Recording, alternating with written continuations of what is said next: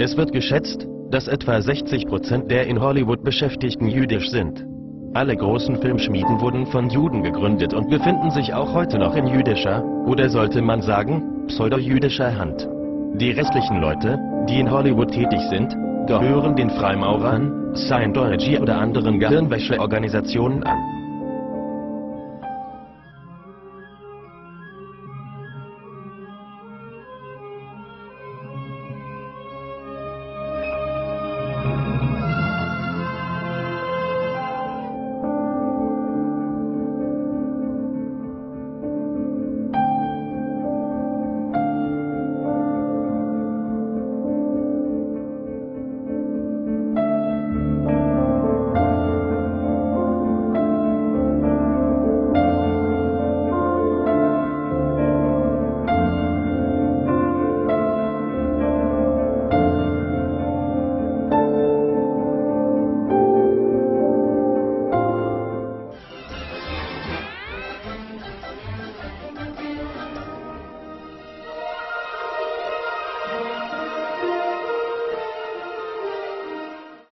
Tour of the world's most fully automated office building.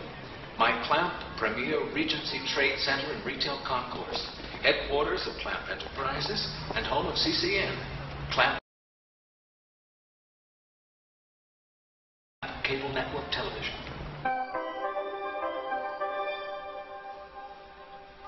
The death of Mr. Wing removes the last obstacle to developer Daniel Clamp's long-delayed Chinatown.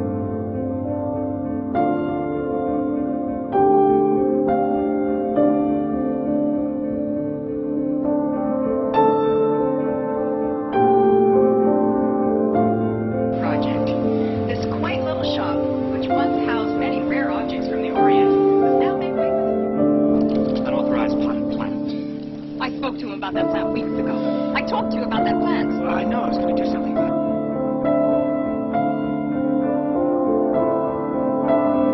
Just a possible AFib infestation. What's this?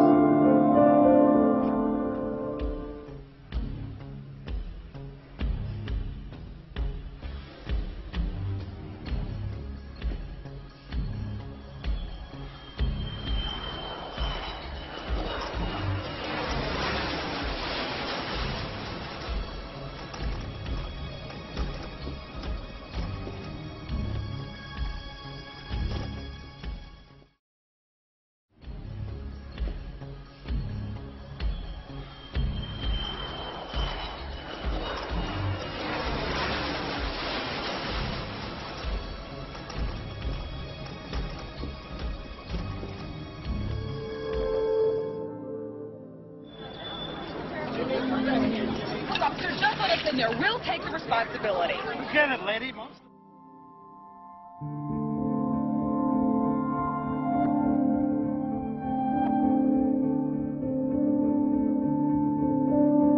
People are out of there now, lady. Then what's in there? I've been to Beirut.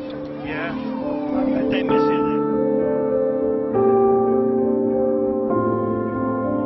What's more interesting is the producers, the magicians, you might say,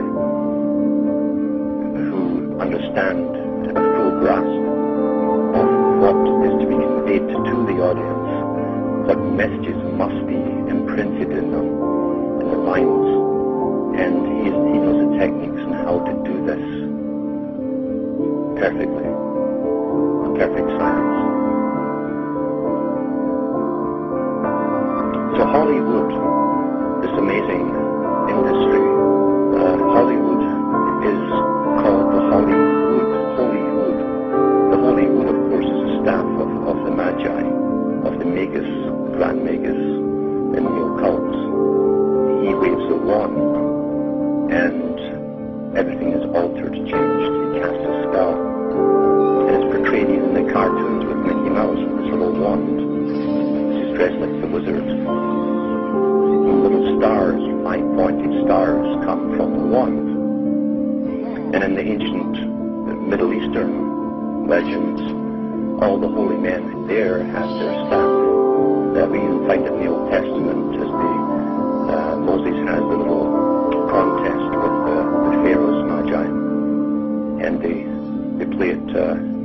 sticks into snakes and back again, which is a good trick.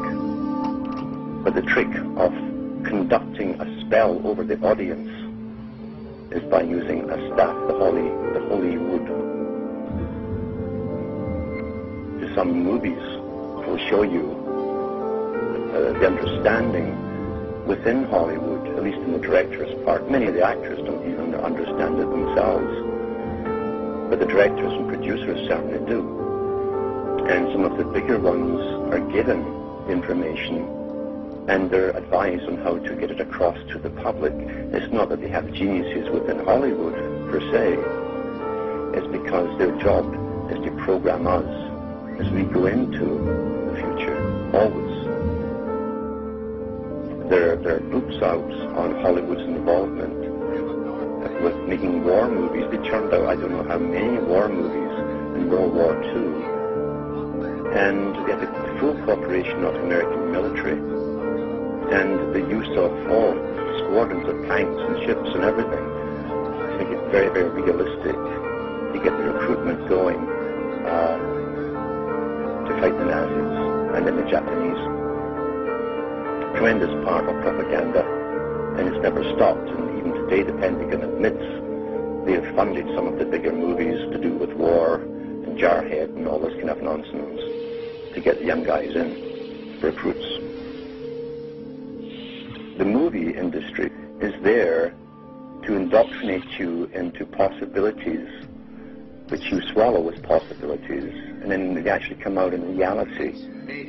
This technique has been used very effectively since the BBC, in fact, first started up as a radio station for World War I, and they use plays and dramas in serial form so that you should tune in every day to get the next part of the exciting story. And it always made sure that it was a cliffhanger at the end of the hour. And then, sure enough, everyone tuned in the next day at the right time to get the next part of the story.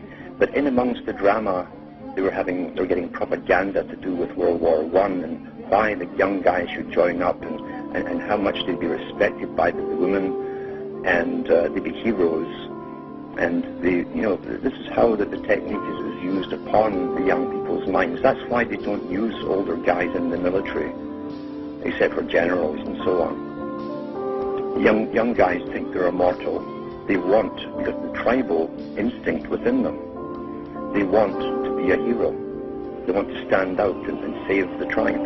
That's what sports are portraying to.